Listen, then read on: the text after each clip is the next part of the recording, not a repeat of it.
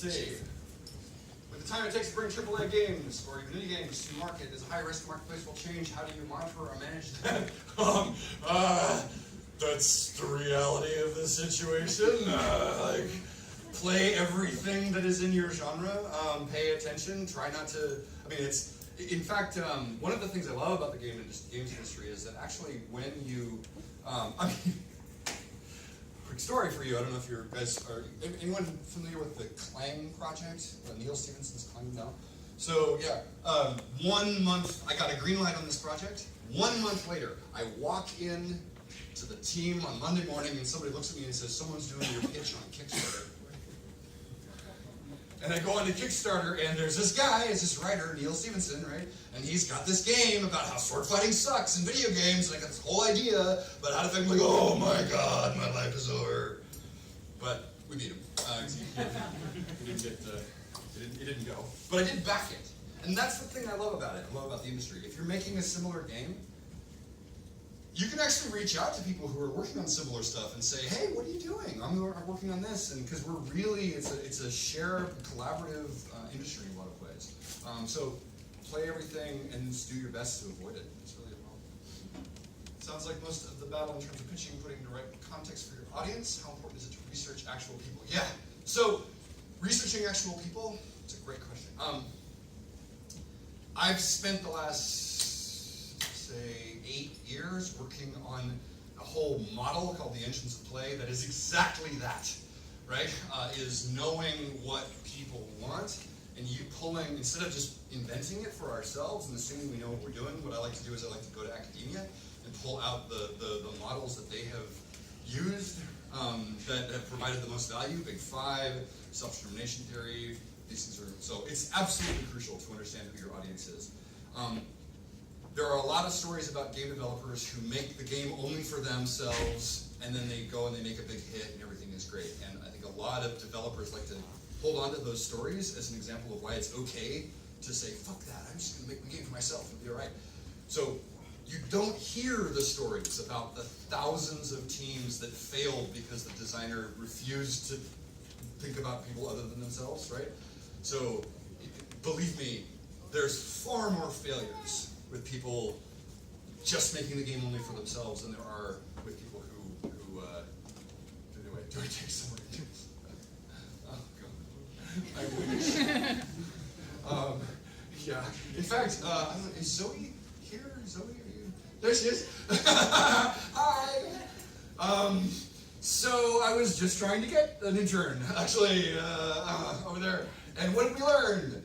No, we don't. Yeah, we don't. There's this terrible law in Canada where you can't hire people into your company unless they've been working in the industry for 2 years. Yeah. Non-Canadians, right? So you can hire Canadians, that's okay, right? But if you're bringing people from the outside, you can't hire them unless they've been working in the industry for 2 years, which makes sense from a sort of a protectionist standpoint. If you want to get Canadians more jobs, you push them. Even people with a working holiday visa, we're not allowed to hire them into the industry at all. If you're straight out of it, it's not about getting a visa.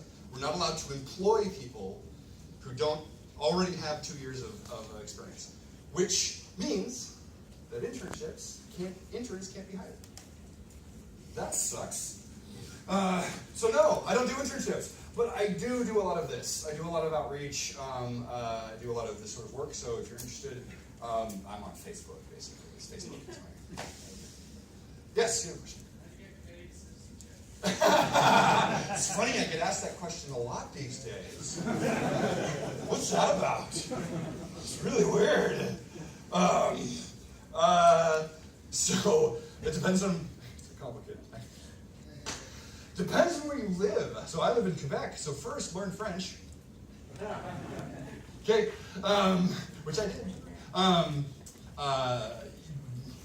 Get a job in the industry, work for 2 years, come on over with a company that's going to sponsor you, right? Find a company that'll bring you over, work there, get permanent residency, apply the, it's a process and it'll cost you some money. Whose eyes are more enchanting? Giannis or Steph? I mean, come on. Did you see Giannis's eyes? That guy it's terrible, because when you talk to him, he's looking at you with those eyes. He's like, yes, paying attention to you, very concerned, and you're like, I can't be mad at you anymore. It's really frustrating. How do you feel about early documentation, high concepts, etc., giving an early vision of metagame, etc., in addition to core gameplay? So, I am going to say something that I know is going to be controversial, especially given a more technical crowd. I believe that game design, the problem with game design documentation is that game design documents become inaccurate the moment you write them. And they only become more inaccurate the more time goes on. Because what you know when you write that design document down is that you're almost certainly wrong about how it's going to work, right? Like, whatever is going to ship, it probably won't be that doc, right? But it's a good starting point. So as long as your team has a healthy respect for the inaccuracy of design documentation, and you're happy to use it as a launching point for research, design documentation is great, in particular, what I call user experience design documents, which is a PowerPoint presentation that's a bunch of screenshots from the game. All of my designers, they hate me for this, but I eventually train them, and they do start to believe in it, right? When I say, I'm going to pitch the system to me, and they bring me a bunch of charts and spreadsheets, and here's a Word doc with 15 pages, I go, I don't care about any of that. Show me a PowerPoint presentation of what the user will experience. Well, but I'm not an artist, they say, and I say, neither am I. And I've made dozens of these. And did I say you would be graded on your artistic ability? Absolutely not. In fact, one of the best presentations I ever got in this way was stick figures. Right? It was with a little Viking helmet on top. So yeah. Did you enjoy it, Farmer, as much as you hoped? Oh, God. I've shipped 8 AAA games. I've never, day one, sat down and played my own game for 8 hours and enjoyed the crap out of it. In fact, when I started on day one, I had this horrible experience. I'm playing, and I go back to the main menu, and I'm looking at all the characters. There are 12 characters in here. And I think to myself, oh no, I'm going to have to level all of these. Oh no. my completionist triggered on my own game. So yeah, in fact, I can say I'm done. It's accomplished. The demon has been appeased.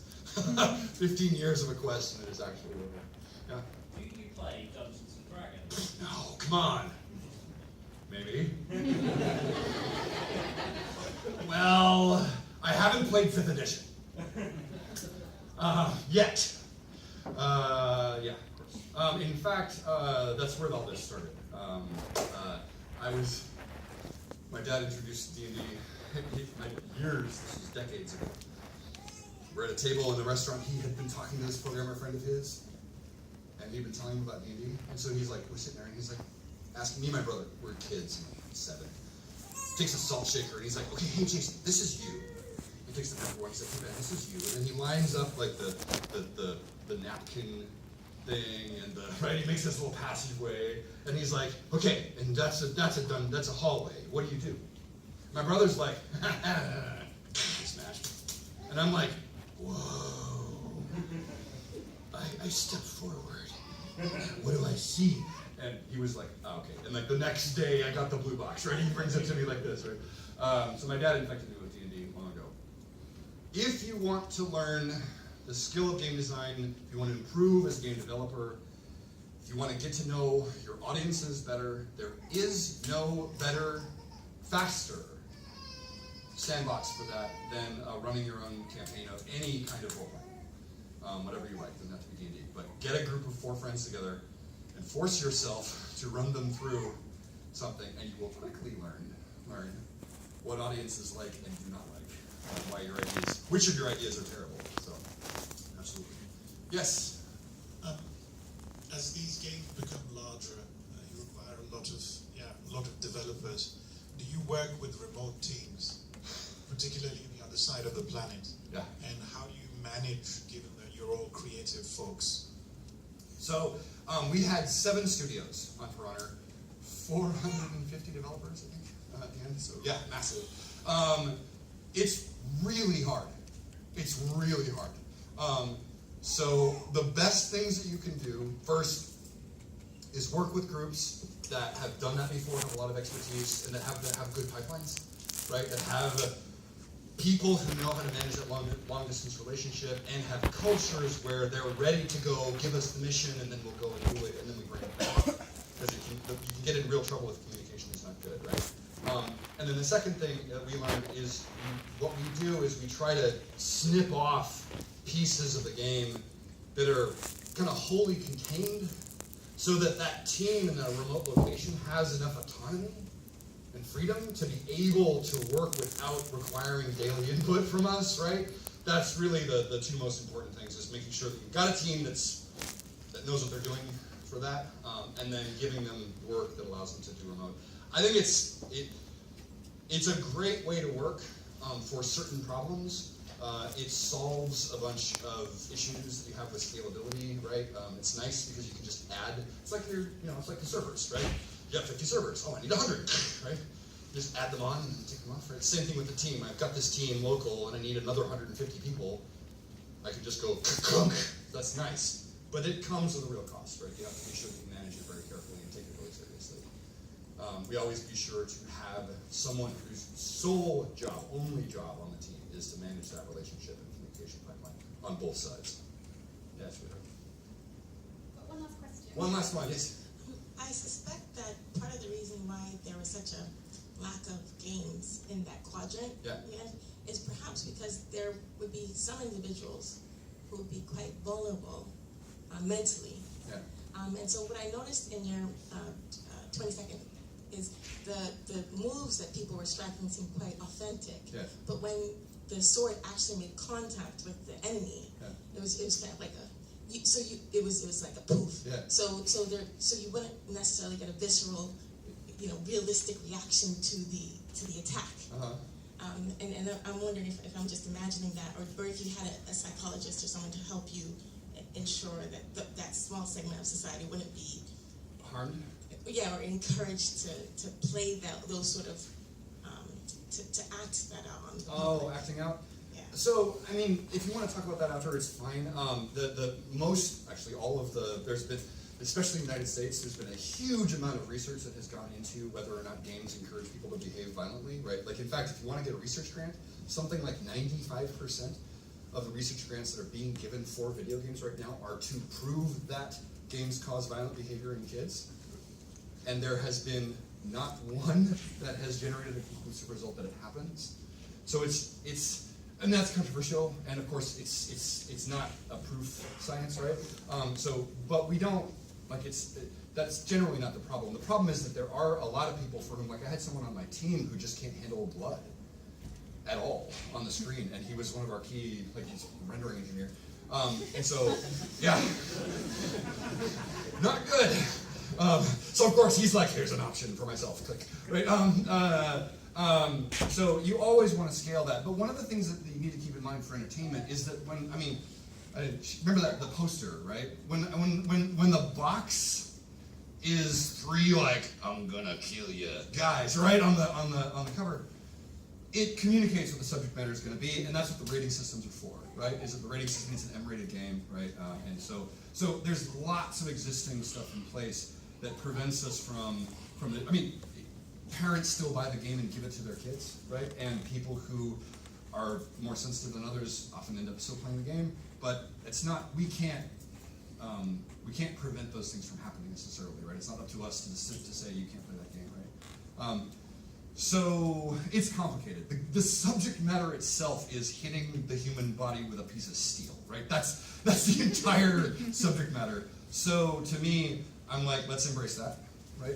But I also said I didn't want to make the game about that. And so what you're seeing with there isn't this. What I told the team is I'm not here to celebrate the violence, right?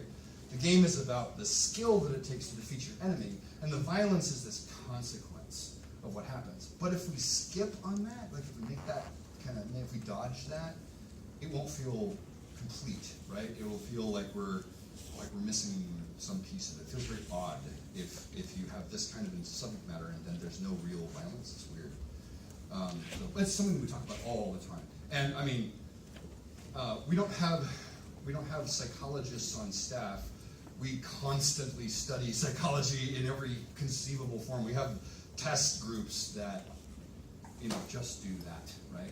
And then they have people with psych majors on it, and so then it's weird. So it's right there. Psychology, player psychology, yay! So yeah. Is that it? Are we good? Yes, I'm sorry, but we've run out of time. Thank you. But thank you so much, Jason. It's been wonderful. Please,